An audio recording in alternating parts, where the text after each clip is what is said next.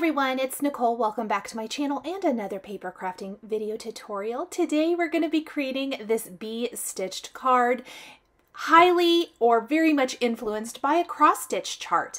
So on the left you see the botanical bee cross stitch chart by Hands On Design, and then you can see the complete bee card using the bee stitched die of the month. This was January or February from Spellbinders, and you can purchase some of the past Spellbinders club kits after the month is passed, and if they still have some available, and I'm super excited to share these cards with you.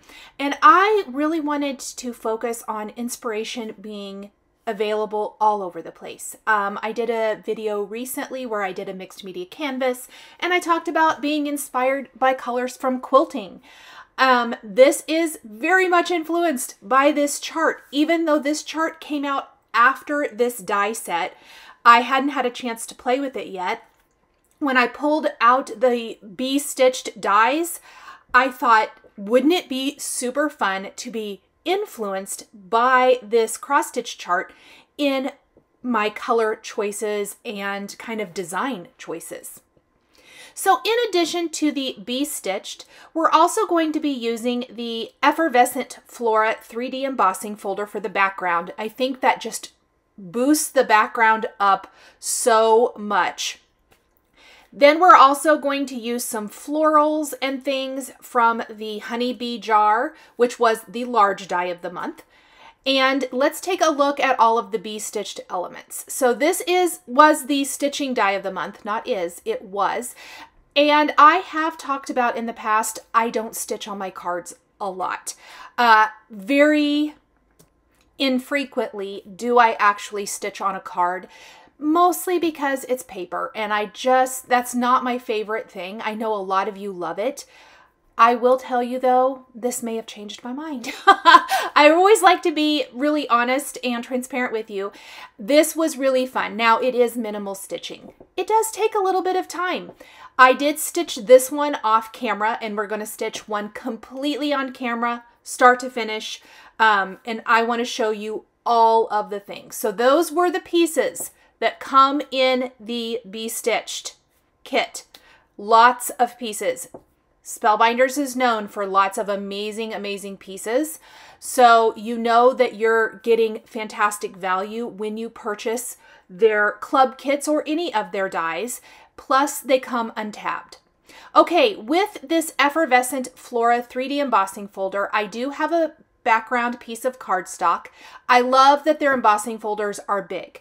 They are big, they're long. It means that if you are a 5x7 card maker, you are in luck because it's going to work for you. We are making a 2 size cards today, so 4 1/4 by 5.5 inches. We're also in luck there. I just feel like it's a really good value as far as an embossing folder goes. So I used my platform, I used my embossing folder, and I used the cutting plate. You always need to follow the directions for your particular die cutting machine. I do use the Spellbinders Platinum. I have the 8.5. I have had the 6 or 6.5 in the past. I broke mine. That was on me. Wasn't the machine. So I use this one. It is my favorite machine just because it's very versatile for everything I want to do. To bring out the detail of the background of our design, I do have a distress crayon from Tim Holtz.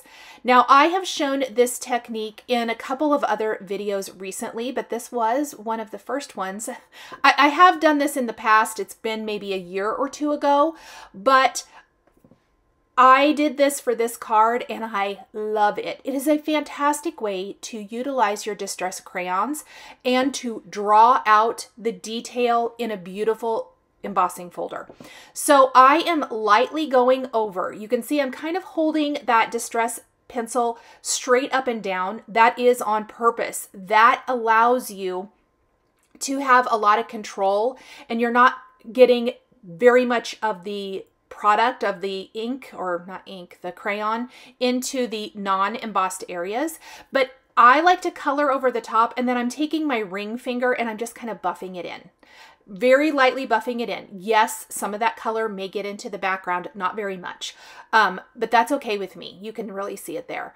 But look at how it draws out the design and the detail. You could go more tone on tone with your color choice, whatever you like here. But this is a fantastic way to just really, again, make your background shine. Okay, so I'm gonna just clean up my work surface. And you can see I had quite a bit of that product on my work surface.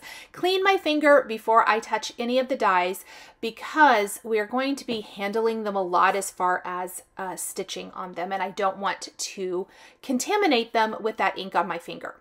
So now that we have that, let's take the wings. We will be stitching the wings and body pieces of our design today. That's the only stitching. I grabbed some easy DMC from my stash. I had this really fun ombre green. That is what we're using for the wings of our bee. So that is not multiple colors of green. That is literally one skein.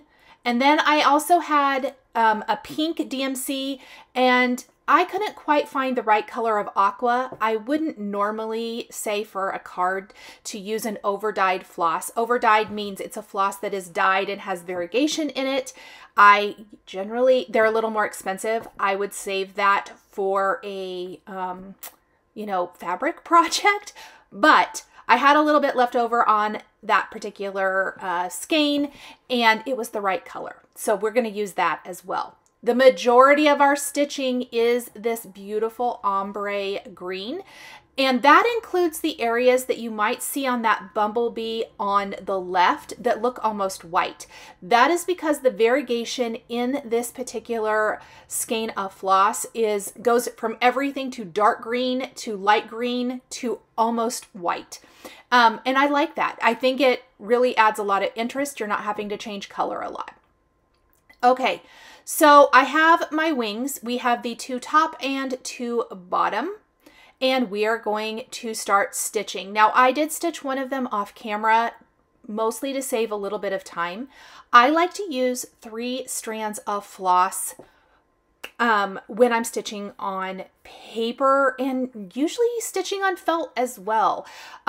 So that's kind of my go-to a lot of the time. And you can see the holes are a very nice size on here. And you can see that there are kind of some score lines on the wing. That is what I am following. So I am just going to start stitching. And basically I am trying to follow the pattern that is there for us in the embossed wing. Now, stitching is completely a personal preference, how you like to stitch. I have a nice kind of thicker, well, not thicker needle. Well, maybe it is a little thicker needle. It's thicker than what I use for fabric stitching, and it has a much bigger eye, but we're going through a much bigger hole here than what you have on fabric, and anything that can ease and make you successful with stitching on paper, I say is a good thing. So I kind of keep a separate set of needles and all of that good stuff there. And then I generally use DMC floss, as I mentioned, unless I just happen to not have what I need, then I will reach for something else. I do have a pretty extensive floss stash, but what I love about DMC is it is readily available for you. You can even pick it up at discount stores if you don't have a craft store a lot of times. I can't speak to overseas viewers. I don't know what the most common floss is there. Is it Anchor? You guys are going to have to tell me. But so it's pretty comparable, I think. If it's not, let me know in the comments. And again, I am just starting down at one end and working my way up. Just really trying to follow the design, the score line design. I will stitch a few more, and then I am going to I'll stitch this one all in. It is sped up, but not super sped up. And then when I stitch the other 2 bottom wings, I will speed that up a little bit more. Always remember, you can click the little gear button here on YouTube and slow it down or speed up the video, whatever you need to do. So always keep that in mind while you are working. You can see on the wing, or viewing, how about that? You can see the wing on my work table has foam on the back. I do love to attach a lot of components for my cards with foam adhesive.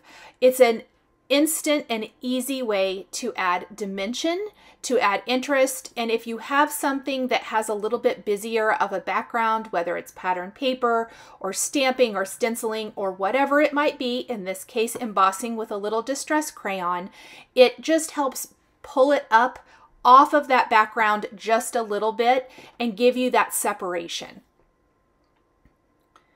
Plus, I do think that the foam on the back of these helps disguise the back of our pieces where we have the floss. So I would love to hear from you guys down in the comments. Do you stitch on your cards? Would you like to see more stitched cards here on my channel? It's not something that I really see myself doing a ton other than Spellbinders. I think Spellbinders does this really, really well in that the images, while they have stitching elements to them, it's not complete stitching. I love it. I love the look.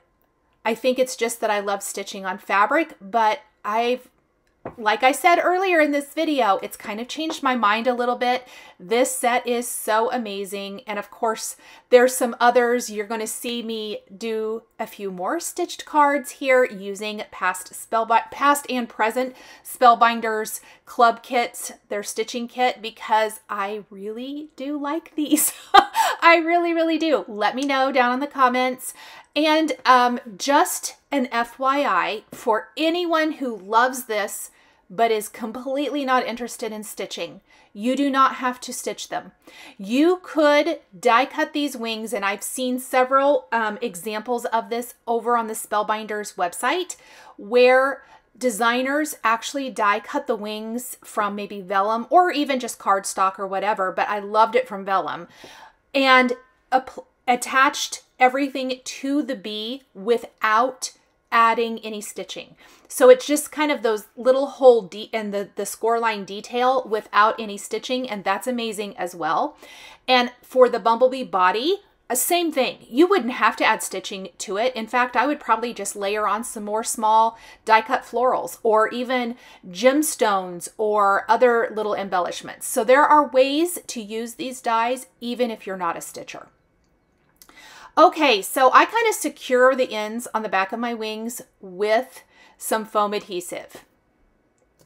So I do want to talk a little bit about the variegation in the floss and the wings and how this worked out.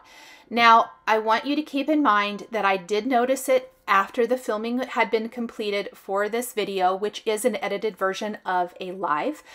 I noticed, and I talked about this when I was live, that because one of the top wings and one of the bottom wings were light, and then the other top wing and the other bottom wing were more dark, I was going to offset them so that my bee didn't look lopsided. But of course, I was live. I didn't notice. I attached them.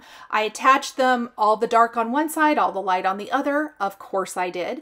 I did fix it off camera. So in the photos, you're going to see that both of the bumblebees are, fixed, but I did want to make note of that. If you're using a variegated floss, kind of watch how you have things. So don't put both light ones on this side, as you can see that I laid out there. You'll be happier, I think, if you go ahead and offset it a little bit. I think it looks a little bit more balanced. So I am adding a little bit more of that green floss. I know that's where I said it looks like white on the card I've already finished. We are going to take that and stitch on the black part of our bee in 4 areas. And it's basically coming in at that outermost hole, and then you kind of radiate it out towards the center of the body. And then we're going to do florals in pinks and blues in those other areas, which is fun. Oh, and even on the green piece, I see it. Green piece, the yellow top piece, we have some green floss. So I kind of forgot that I added that there as well. It will look different. If you're using a variegated floss, it's really going to look different, you know, on all different, on all of your pieces, because it just isn't, your floss won't be the same. You could use a solid floss color. I had this and I thought it was really fun. It came in a Spellbinders kit and I'd love to pick up some more. So again, we are going to just stitch, and a lot of times if I don't knot my thread, which I don't like to on paper, I will tape it down. I just use some tape there. You can use washi or whatever. I'm going to do a little knot here. I am going to now continue, and we're going to do this part. Same thing. We're going to do this on each side. For full disclosure, all of the pieces for the second card were stitched during an hour live, which I was chatting. I guess it was probably about an hour and 18 minutes. I was chatting and I did actually assemble the card and do the other things. Everything was die cut ahead of time and one wing was stitched. I would say that if you are doing this, expect to probably stitch for 40 minutes, perhaps. If you are a stitcher, maybe an hour. So it does maybe take a little bit more time, but I know something that I get asked a lot is how long do cards take to make? I was very pleasantly surprised that this card, while it appears a little more labor intensive as far as stitching and all of that, I did not feel that it took any longer than coloring a bunch of images and attaching them to a card. I have done cards in the past that are more of a die cut scene or coloring, and they take way longer than this to create. So keep that in mind as you are working and as you are stitching, that while it may feel like it or look like it takes a lot longer, I don't think it really takes any longer than any other card for the most part. And it's worth it. It creates beautiful results. I probably in a, let's say an afternoon of creating on a weekend, let's say maybe 3 to 4 hours, could have made 3 to 5 of these cards if I wanted to make multiples. And I do like making multiples of some of my card designs. Obviously I did for this one. And I do quite a bit more than I used to. I used to be very anti-mass producing, but anymore, I kind of love it. And I am going to tell you right now that I will make this again. I actually want to send this to a stitcher, and I want to make this exact card because I just think this is an amazing design. I love everything about it. The colors are bright and happy and super duper fun. So I am finishing up all of the green stitching. As I mentioned a few minutes ago, I do have a little bit of green that I need to stitch on this one yellow layering piece. Then we are going to be stitching the flowers on the rest of the bumblebee body. So this is just those little areas on the side, very quick and easy. And then the rest of our stitching will be done in pinks and blues. And that is to tie in, I think those are going to look beautiful with the peacock color of our background. They're going to look good with the greens, the yellows, all of that. I really wanted to make this very summery, very bright, and very happy, and heavily influenced by that cross stitch chart. So for this, I like to kind of, for the flowers, let's see. See how it has the center circle and then all of the little holes on the outside?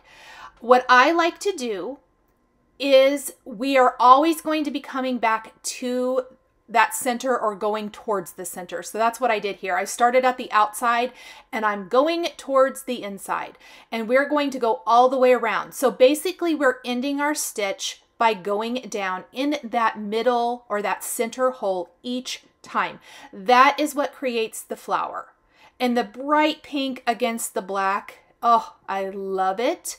We're going to do 2 pink flowers on the black body of the bumblebee, and then we're going to do 2 pink flowers on the middle yellow layering piece on the outside, and then we're going to do a blue flower in the center and a blue flower in the yellow center for the top piece. So I'll show that one more time, and then I'm going to again speed up this portion as well. So we're just starting and coming from those outside and ending at the inside. That's my preferred way. You can also go from the center out, but I really like just kind of coming from the outside and going to the inside. Coming from the outside, going to the inside. And this is another reason I like the 3 strands of floss. You can use as many strands as you feel like you like for your project. I should have mentioned that earlier. To me, 3 is plenty. I think any more than that, it gets to be a little bit much if you're going back in the same hole over and over again. This is paper. It's not forgiving as like fabric is. And so to me, 3 strands is kind of my sweet spot, if you will. So I have sped the video up, and we're just going to stitch those remaining flowers again, stitching those 2 bright pink ones, and then we will stitch the 2 turquoise or aqua ones before we put it all together. The stitching for this card is the most time-consuming part, but look at the detail. Isn't it so pretty? Now, if you are a 5x7 card makers, I know I have a lot of you who really love the bigger real estate in order to work. This is another set that would be fantastic for that, just because the size and scale. It really fills this A2 card, but I also think it would give you a little bit more room to play and still fill a 5x7 card. Let me know down in the comments 2 things. Do you like stitching on cards, and are you a stitcher at all? Or is this something that intrigues you? I would love to know. I love when we can have crossover in our crafts. I think it's always kind of rewarding and fun. And I know many of you, like me, are multi-crafters with all kinds of different crafting hobbies, whether it be other kinds of stitching, quilting, candle making, jewelry making, whatever it might be. Felting. I always love hearing from you guys. Tell me what your other crafts are that you enjoy doing.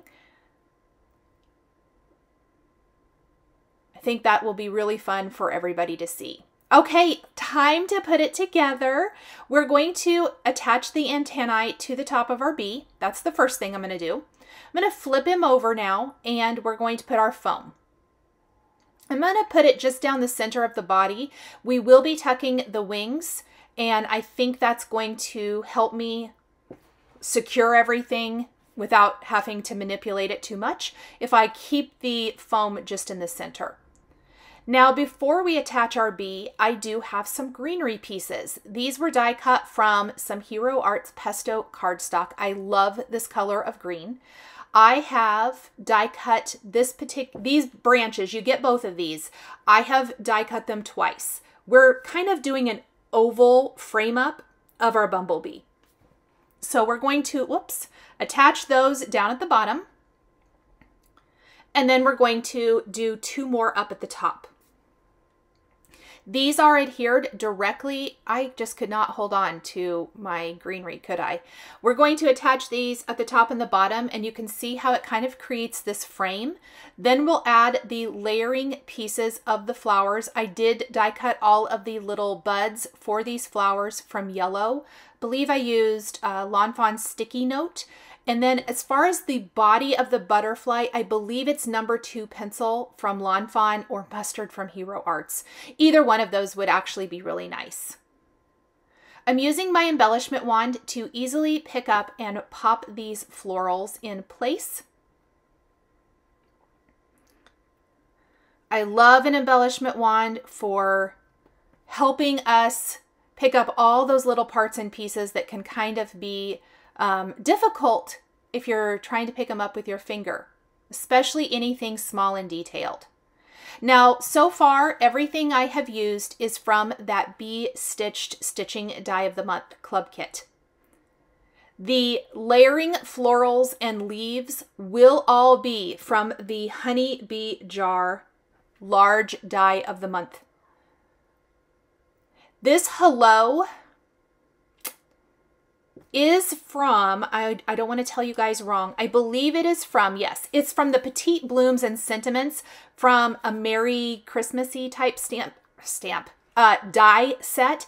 And that was actually a die, but I love to take these kind of dies and glimmer them. So I am glimmering this with the Spellbinders Glimmer Hot Foil machine with gold foil on my cardstock, and then I will die cut it with the coordinating banner die that comes in that same kit. And I just simply pulled a sentiment from my stash. This wasn't a past club kit or anything. I think this set came out last fall for the holiday season. But even though it's for holiday, like some of the dies are kind of holiday-ish, the hello works for any time. A good banner, a good hello sentiment works for everything, right? So I love that. And I love how simple and detailed that is. We're going to take the coordinating die. I did foil this on some of the Hammermill cardstock. If you want beautiful foiled results like 99% of the time, I suggest the Hammermill cardstock. I will use other cardstock because I do like to live on the edge and try to get it out of other cardstock. But Hammermill does give you consistently amazing results. Sorry about that little blink there in the video. Okay. Now we are ready. Let's pull it all together. I have removed the foam from the bumblebee and we're going to pop the bee body down first. We're going to take the wings, remove the backing, and pop those wings down as well. Now, please remember, this is where I did not follow my own directions on doing the light and dark, like alternating. So even though you see me attach them, I very, very carefully removed them after this video was filmed and flip-flopped them. It was tricky, but I got it done. Okay, then I'm going to put foam on my greeting, and we're going to pop our greeting right here below the bumblebee. Then we're going to put some foam actually behind the layering pieces for the bumblebee as well. And once we add these, look at the bumblebee come to life. Oh my goodness, you guys. I love it so much. So pretty. Now, it's adorable and beautiful just like this, but adding some layering flowers just kind of kicks it up a notch. So again, all of these layering pieces are from that Honey Bee Jar Large Die of the Month previous kit from Spellbinders. You can get that now. It's an amazing set. So you're going to love that set as well, but I love mixing and matching. And I felt not only do we need some florals tucked onto the bee to kind of replicate that botanical bee cross stitch, but we need a little more color at the top and the bottom of our floral arches. So I did tuck little red blooms there. And then we will finish with some gemstones in the center of some of the flowers, just to kind of round it out, add that embellishment. We will glue then our card panels to white top fold card bases. And that is really it, my friends. I hope you love this video featuring the past Bee Stitching Die of the Month from Spellbinders. Let me know if this has inspired you to stitch on cards, or if you are a longtime stitcher on cards and you just want to encourage me to do more of it. You let me know that too. I always love hearing from all of you. Drop me a note. Let me know more of what you guys would like to see from me here in upcoming videos. I'm really looking to start creating more content that you guys want to see. So drop me a note, let me know. And as always, thank you guys so much for joining me today. The supplies I use to create my cards are listed and linked in the video here on YouTube. Thank you guys so much for joining me today, and we'll see you next time. Thank you so much for joining me today for another paper crafting tutorial. I love being able to share with this incredible community of crafters. I want to give a huge shout out and special thank you to my amazing Patreon members. If you're interested in joining Patreon, please click the link in the description underneath the video here on YouTube. Patreon is a private community where you can support more of what I do. There is exclusive content, information, and behind-the-scenes content. Top-tier members will receive a handmade birthday card during your birthday month, access to D-Stash, and monthly exclusive lives, plus so much more. We would love to have you join our growing community.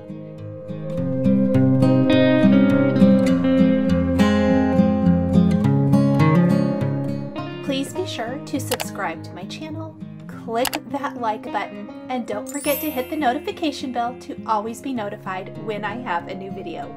Thanks for watching!